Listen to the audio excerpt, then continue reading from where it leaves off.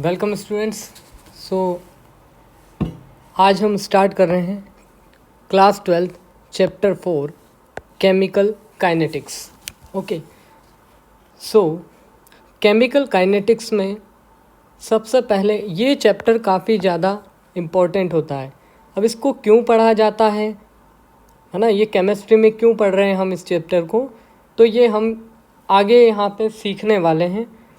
First of all, ये जो chapter है फिज़िकल केमिस्ट्री के अंडर में आता है।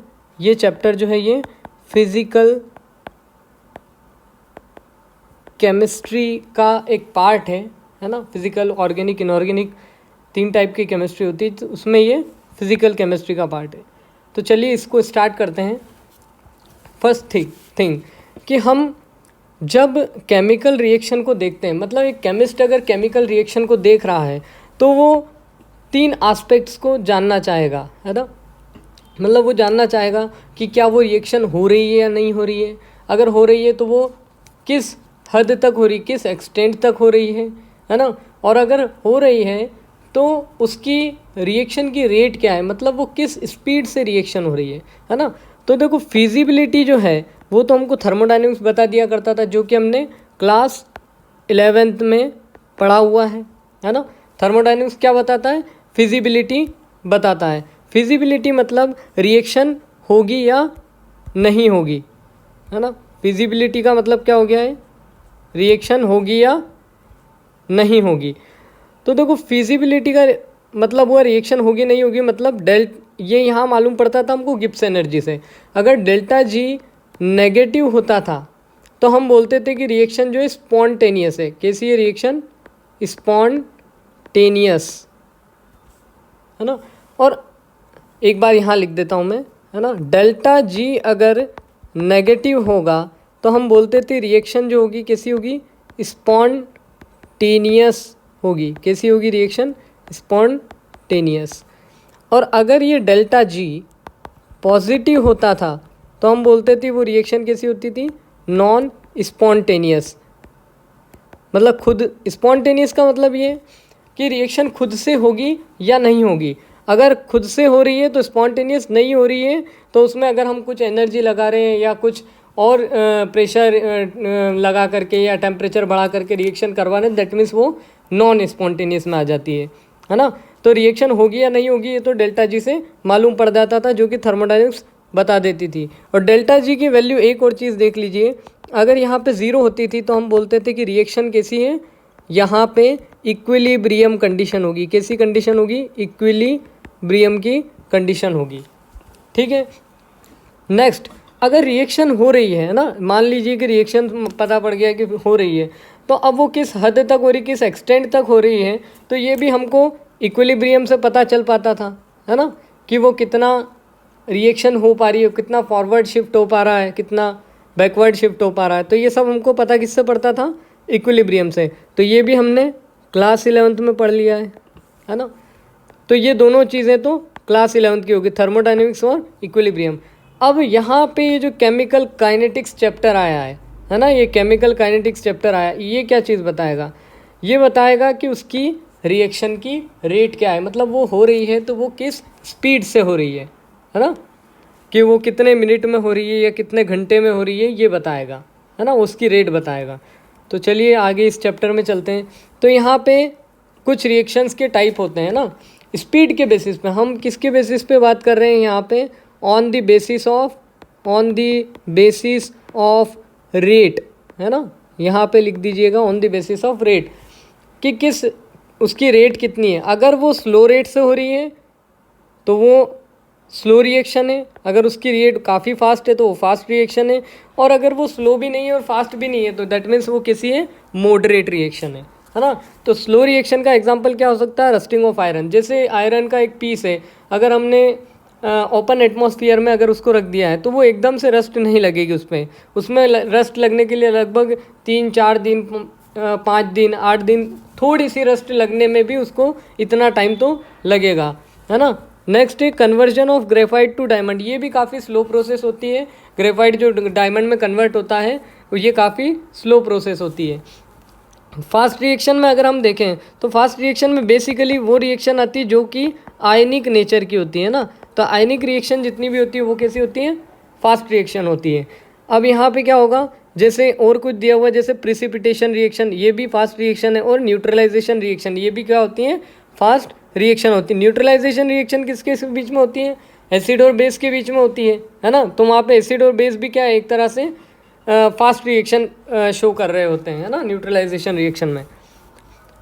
देन नेक्स्ट है मॉडरेट। तो मॉडरेट में जो ना ज़्यादा फास्ट है ना ज़्यादा स्लो है ना, तो उनमें बेसिकली एक है हाइड्रोलिसिस ऑफ केन शुगर और डीकम्पोजिशन ऑफ हाइड्रोजन परऑक्साइड। तो ये दो एग्जांपल हो गए मॉडरेट रिएक्शंस के, है ना। ठीक है, नेक्स्ट आगे चलते हैं। तो हम इस चैप्टर में क्या क्या कंटेंट पढ़ने वाले हैं थोड़ा सा ये देख लेते हैं। तो हम यहाँ पे सबसे पहले पढ़ेंगे concentration as a function of time, है ना। कॉन्सेंट्रेशन को टाइम के फंक्शन से हम कंपेयर करेंगे। देन उसके बाद rate as a function of time and concentration, rate को कंपेयर करेंगे। देन उसके बाद फैक्टर अफेक्टिंग रेट, कौन कौन से फैक्टर्स हैं जो उसकी रेट को अफेक्ट कर सकते हैं, है ना। तो चलिए सबसे पहले केमिकल काइनेटिक्स की डेफिनेशन को पढ़ लेते हैं। तो केमिकल काइनेटिक्स क्या है, study of reaction rates and there mechanism, मतलब रिएक्शन की रेट को स्टडी करना। तो बेसिकली हमारा जो पूरा चैप्टर है वो इसी के अराउंड चलता रहेगा, रिएक्शन रेट्स पूरे चैप्टर में रिएक्शन रेट्स ही सुनने को मिलेगा। तो इसको अच्छे से समझना होगा, है ना, क्या होता है रिएक्शन रेट या रेट ऑफ रिएक्शन क्या होता है ना। तो केमिकल काइनेटिक्स क्लियर है, study of reaction rate and there mechanism. तो अब समझ लेते हैं रिएक्शन रेट क्या होती है। तो reaction rate means rate of chemical reaction. Reaction है मतलब कोई भी एक केमिकल रिएक्शन होगी, केमिस्ट्री में पढ़ रहे हैं हम लोग, है ना। तो रेट ऑफ केमिकल रिएक्शन, तो रेट ऑफ केमिकल रिएक्शन क्या होता है, change in concentration of either reactant और product per unit time.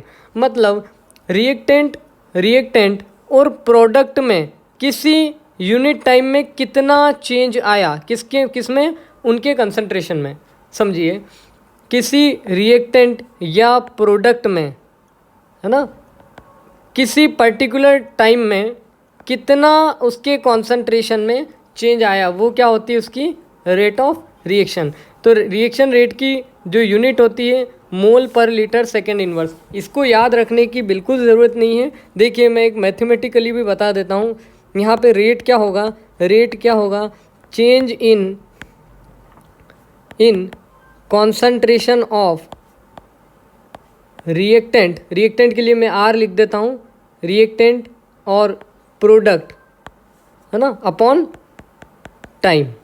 Okay, तो अब यूनिट कैसे निकली, यही चीज़ लिखा है मैंने, जो यहाँ पे डेफिनेशन है उसी को मैथमेटिकली लिखा है। तो अब उसके बाद यहाँ पे कॉन्सेंट्रेशन की यूनिट क्या होती है, हम जानते हैं कॉन्सेंट्रेशन क्या होता है, मोल पर लीटर। तो इसकी यूनिट क्या होगी, मोल पर लीटर। ओके, और टाइम की यूनिट क्या होगी, सेकेंड। तो ये टोटल क्या हो गया, मोल पर लीटर, और ये सेकेंड ऊपर जाएगा तो ये भी सेकेंड इनवर्स हो जाएगा, तो सेकेंड इनवर्स, तो ये हमारी यूनिट बन गई। ओके, नेक्स्ट चलते हैं। अब रेट ऑफ केमिकल रिएक्शन के बारे में थोड़ा और डिटेल में पढ़ लेते हैं, है ना। तो यहाँ पे तो ये चीज़ क्लियर हो चुकी है अपनी, rate of change in concentration of either reactant और product per unit time, unit of rate of reaction is ये तो क्लियर हो गया अपना। पिछली वाली स्लाइड में हमने यही चीज़ क्लियर करी थी, है ना, ये यहाँ पे यही चीज़ हमने क्लियर करी थी। नेक्स्ट चलते हैं रेट ऑफ रिएक्शन। अब इसको समझिएगा, जैसे मान लीजिए ये मेरा क्या है, एक ए रिएक्टेंट है, ये क्या है मेरा रिएक्टेंट, उससे बी बन रहा है, वो क्या है मेरा प्रोडक्ट। ओके, ये बी बन रहा है, वो मेरा क्या बन रहा है, प्रोडक्ट। तो यार रिएक्टेंट क्या होता है, इसको ज़रा समझिए कि अगर मान लीजिए मेरे पास यही रिएक्शन है, इसको मैं यहाँ पे लिख देता हूँ ए बी। ओके, तो अब इसको ज़रा देखिए, इसका कॉन्सेंट्रेशन मान लीजिए रिएक्टेंट का कॉन्सेंट्रेशन स्टार्टिंग में 5 था, फिर क्या हुआ, हाँ 5 था, देन उसके बाद क्या हुआ, इसका कॉन्सेंट्रेशन हो गया अपना 4, देन उसके बाद कुछ 3 हुआ, फिर 2 हुआ, फिर 1 हुआ। मतलब 5 था, मतलब अगर ये t इक्वल टू 0 था, मतलब किसी टाइम पे जब कुछ रिएक्शन नहीं हुई थी तो a का कॉन्सेंट्रेशन 5 था और b का कॉन्सेंट्रेशन कुछ भी नहीं था क्योंकि टाइम 0 था। अब मान लीजिए 1 सेकेंड में क्या हुआ, कुछ कॉन्सेंट्रेशन कम हुआ रिएक्टेंट का और वो कम होकर के कन्वर्ट किस में हो गया, प्रोडक्ट में। तो इसका कितना बन गया, 1, है ना। मान लीजिए एक 1 मोल बन गया इसका, है ना।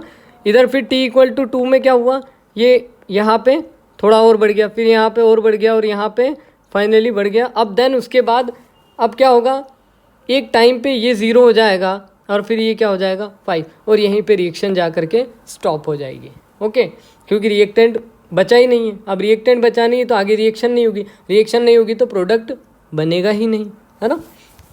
तो देखिए यहाँ पे क्या हो रहा है, रिएक्टेंट नीचे जाते जाते क्या हो रहा है, हम देख रहे हैं टाइम के साथ साथ रिएक्टेंट क्या हो रहा है, घट रहा है ना, डिक्रीज हो रहा है, रिएक्टेंट का कॉन्सेंट्रेशन डिक्रीज हो रहा है।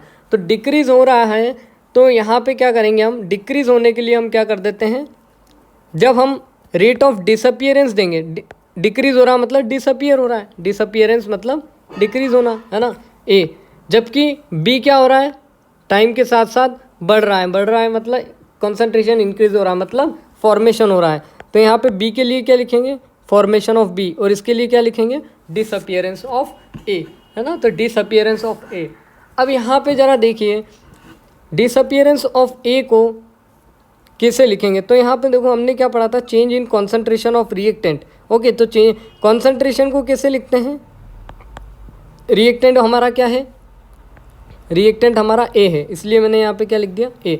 और ये जो स्क्वायर ब्रैकेट बनाया है इसको क्या बोलते हैं, कॉन्सेंट्रेशन ब्रैकेट। ओके, तो कॉन्सेंट्रेशन ए का कॉन्सेंट्रेशन हो गया। ओके, अब चेंज है ना, चेंज इन कॉन्सेंट्रेशन। तो चेंज को हम रिप्रेजेंट किससे करते हैं, डेल्टा से रिप्रेजेंट करते हैं। ओके, तो delta A upon delta T.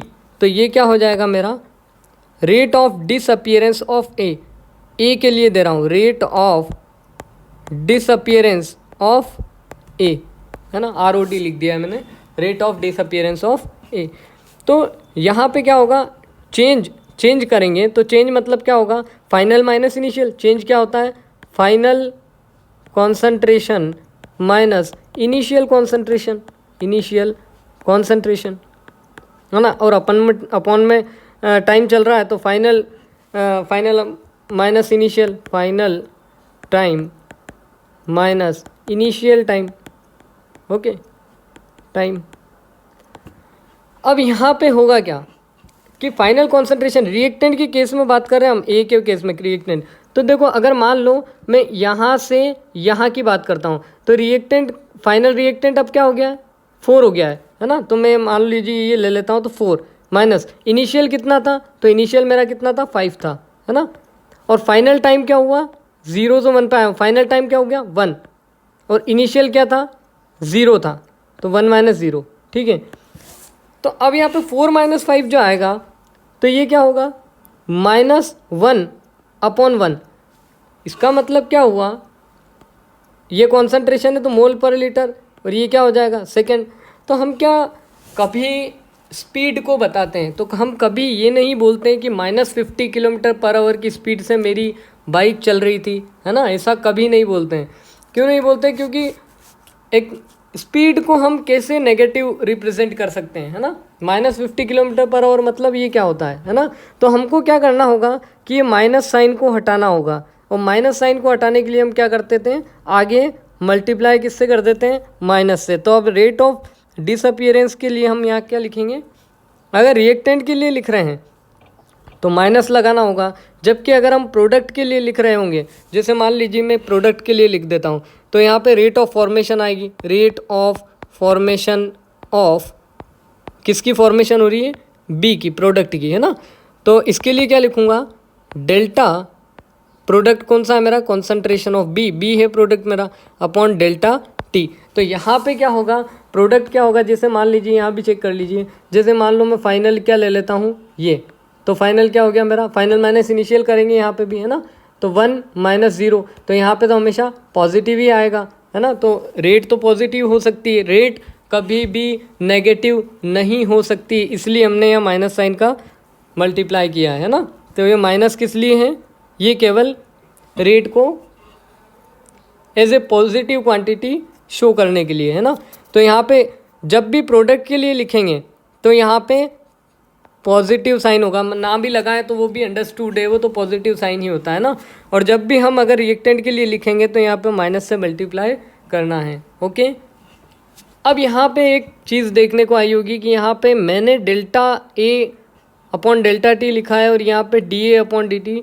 तो देखिए ये होता क्या है कि जैसे मान लीजिए कि अगर कॉन्सेंट्रेशन जो है, मतलब डेल्टा की बात करते हैं, अगर चेंज जो है वो अगर 0 तक चला जाता है ना, मान लीजिए चेंज जो है अभी तो क्या हो रहा है, ये चेंज कितना आ रहा था 5 - 4, तो ये 1 आ रहा था, है ना, -1 आ रहा था, जो भी आ रहा था, फिर 0 - 1 तो यहाँ पे भी 1 आ रहा था।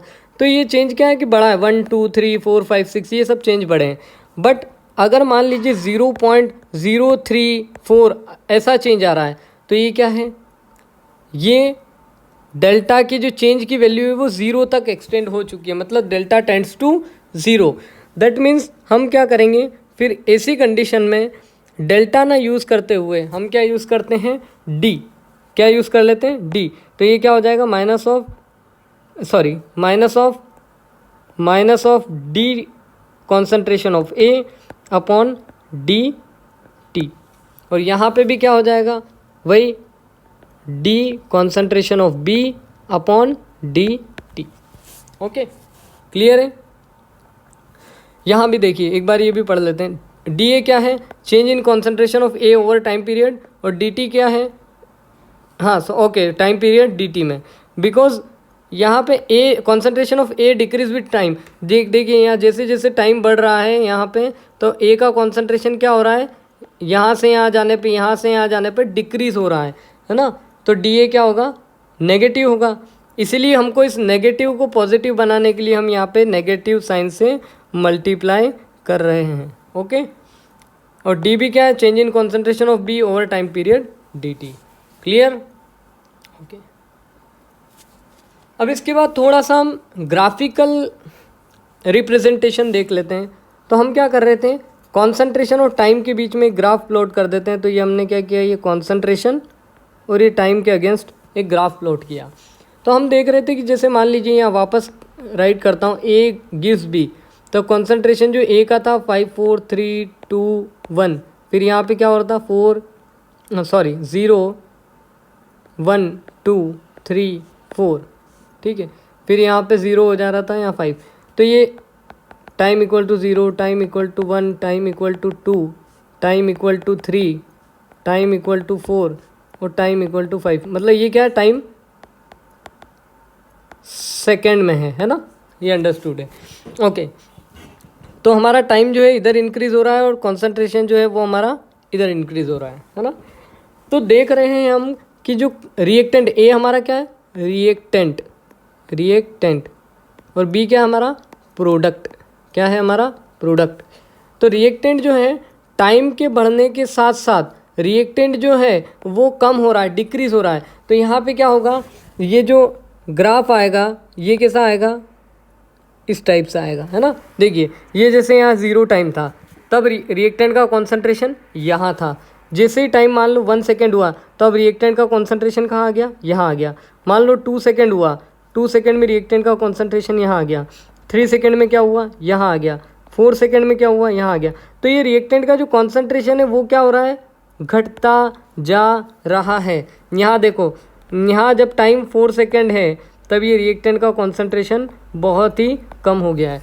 तो ये क्या हुआ है, इस टाइप का ग्राफ आएगा किसके केस में, रिएक्टेंट के केस में।